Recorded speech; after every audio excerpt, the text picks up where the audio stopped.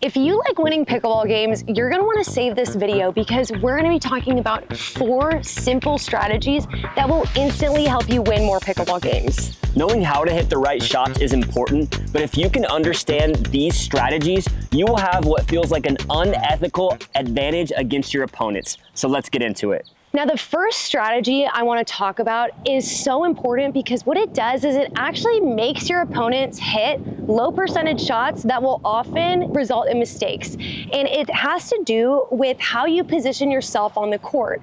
So for example, if I hit a ball to this sideline and that opponent has to move that way to get it, me and my partner are going to move together. And what I'm doing right here is I'm visually shrinking the court for my opponent. The easiest shot for them to make is either gonna be right in front of him or to the middle of the court. The hardest shot for him to make in that position is going to be all the way on this side. What a lot of beginners do is they'll hit a ball right there and they'll think, well, I don't want to get beat over here, so they'll stand over here. But what this does, especially if my partner is covering that sideline, is it opens up this middle area and that gives my opponent a super easy ball. So instead of hitting a shot and being scared that you're gonna get beat a certain way, hit your shot and automatically move your body to position yourself to cover the higher percentage or easier shot for your opponent. That way you're forcing them to either hit that easy shot to where you're already standing, or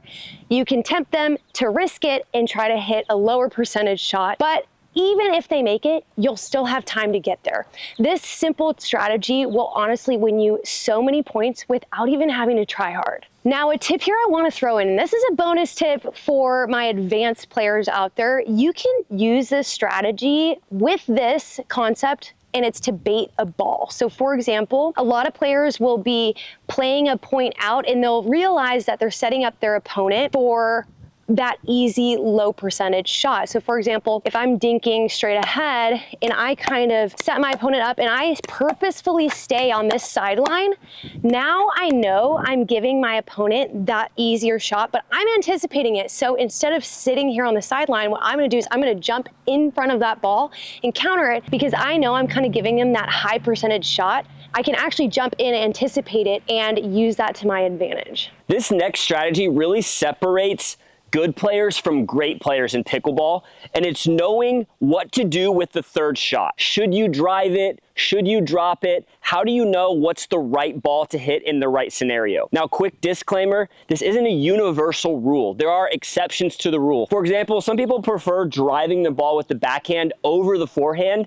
but what I found is probably 75 to 80% of players actually prefer to drive the ball with the forehand. So again, this isn't a universal rule, but I'm gonna talk through some scenarios here and give you some things to look for when choosing whether to hit a drop or a drive. Now, I want you to think about 2 concepts when deciding whether to hit a drop or drive, and it's pace and place.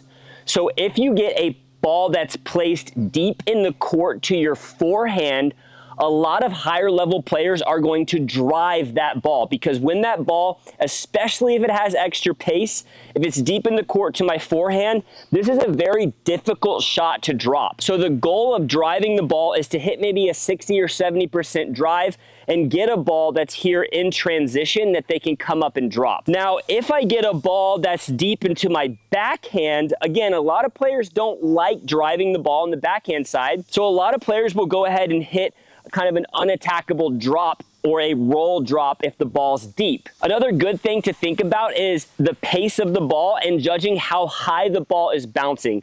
Remember, when you're hitting a ball, you want to let it apex and start to fall when you're hitting your drop. If the ball's on its way up and you're trying to drop the ball and it's on its ascent, it's very hard to control, and the drop is a very finesse control shot. So for example, let's say I get a ball and it's kind of deep and low, right? That's a very difficult ball to drop. So I went ahead and chose to drive the ball. My hope is, that one didn't come back, but my hope is to get a response that I can come up and just hit an unattackable drop. Again, if I hit that drop, I'm looking for something I can apex with a little less pace that's a little closer to the net. In general, the closer you receive the ball to the net, the more likely you are to hit a drop. And the closer that you receive the ball to the baseline, a lot of times at the higher level, people are trying to hit that 70% drive. And the last thing I would point out here is a huge mistake is people pre-decide before they read the strength of the return, they pre-decide they're gonna hit a drop or drive. But the best players are reading those things like pace and place.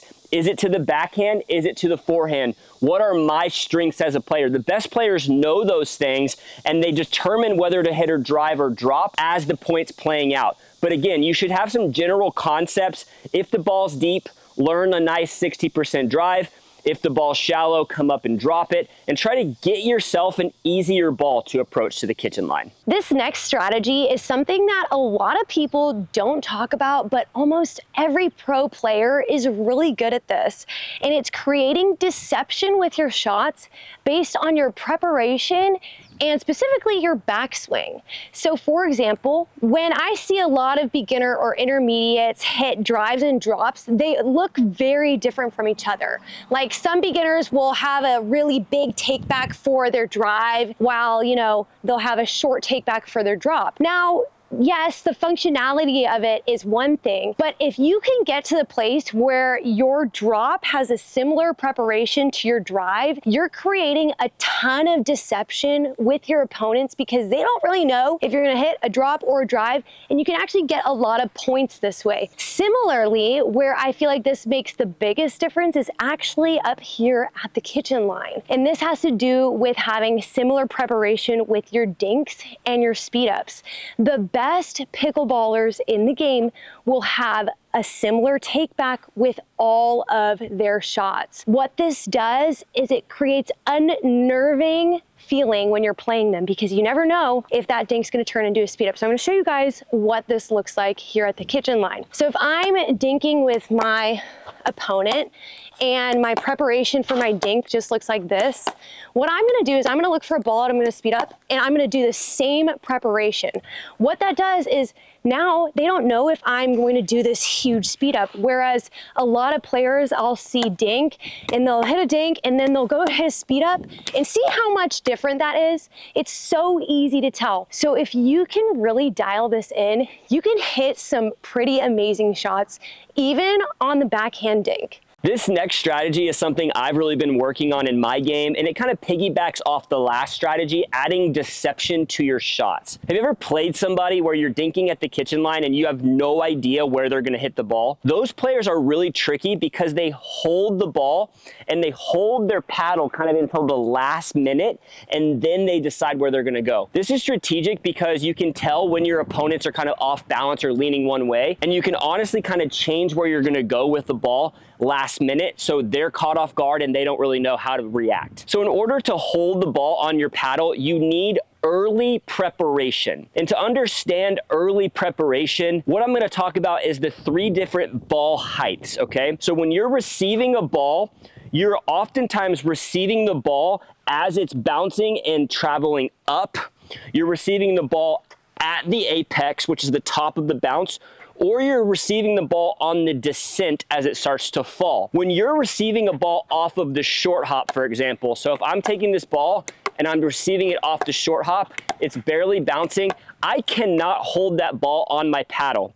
It's kind of coming up and ricocheting off my paddle. This is a very defensive dink. However, if I'm able to kind of give myself space, let this ball travel up and start to descend, I can kind of take that ball because it's moving a lot slower and I can change the direction that I'm going to hit the ball. This is an advanced strategy, but once you do this, you'll catch so many people off guard. And it's really important to remember, again, you're defensive with those short hops, but anytime you can get there and prep early, you can hold the ball for a long time and then kind of at the last minute change your direction. So I think about this concept next time you're dinking, holding the ball on the paddle with early prep, and it'll allow you to kind of pick your opponents apart with different locations. If you learned something new, make sure you like this video and smash that subscribe button. And we'll see you on the next one.